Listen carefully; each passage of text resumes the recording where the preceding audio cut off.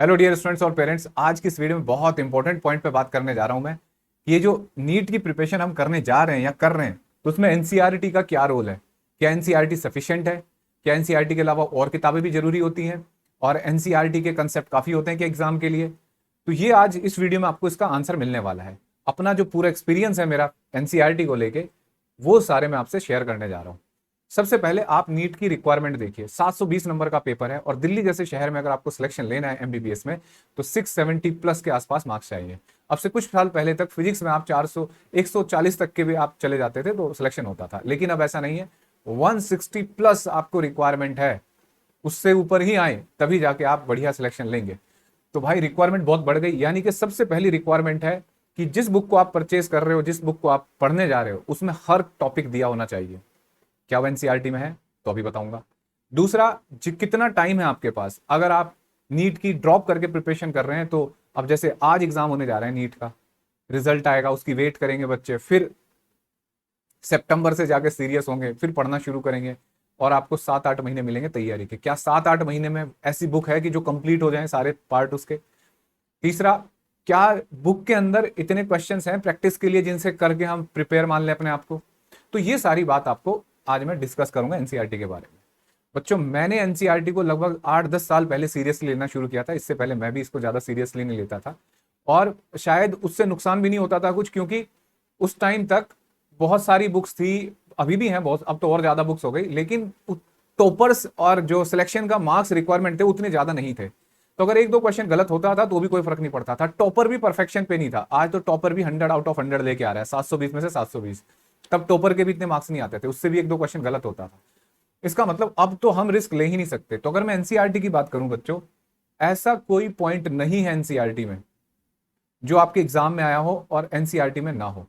ठीक है, एक दो मैं चीजें हैं जो आपको बता दूं। जैसे अभी इस साल एनसीईआरटी में थोड़ा चेंज आया, क्लास 11th और 12th के कुछ सिलेबस डिलीट कर दिए, कुछ टॉपिक तो एनसीईआरटी वालों ने हटा दिए। जैसे पोटेंशियोमीटर हटा दिया, जैसे ट्रांजिस्टर में हटा दिया, लेकिन सिलेबस में है नीट के।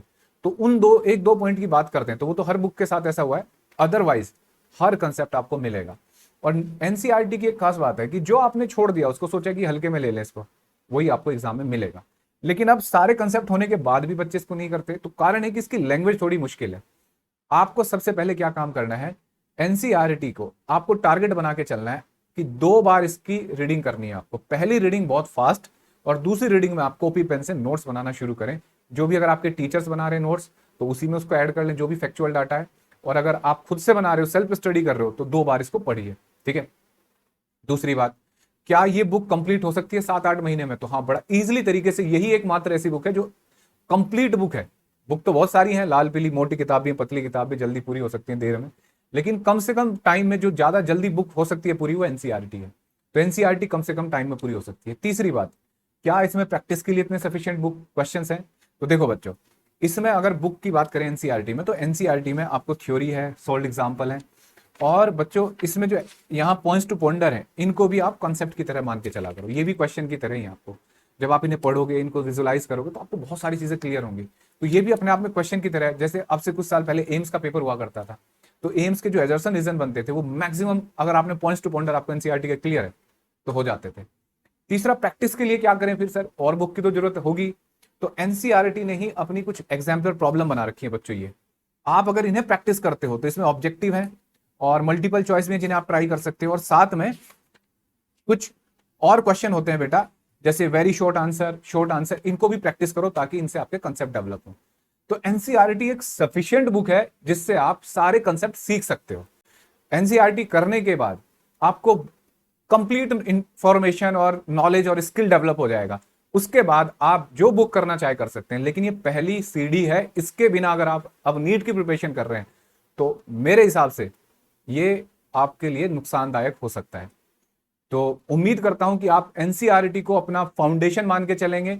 आपके टीचर्स, आपके कोचिंग जो आपको पढ़ा रहे हैं पढ़ाएं, ठीक है, अच्छा पढ़ा रहे हैं, जैसा पढ़ा रहे हैं, लेकिन एनसीईआरटी का साथ आप बिल्कुल नहीं छोड़ेंगे। ये मेरा एक्सपीरियंस कहता है और ये एनटीए भी कहता है, और ये हर बच्चा जो सिलेक्ट होता है, अच्छी रैंक से सिलेक्ट होता है, वो कहता है। Wish you all the best. अगली वीडियो में मिलते हैं।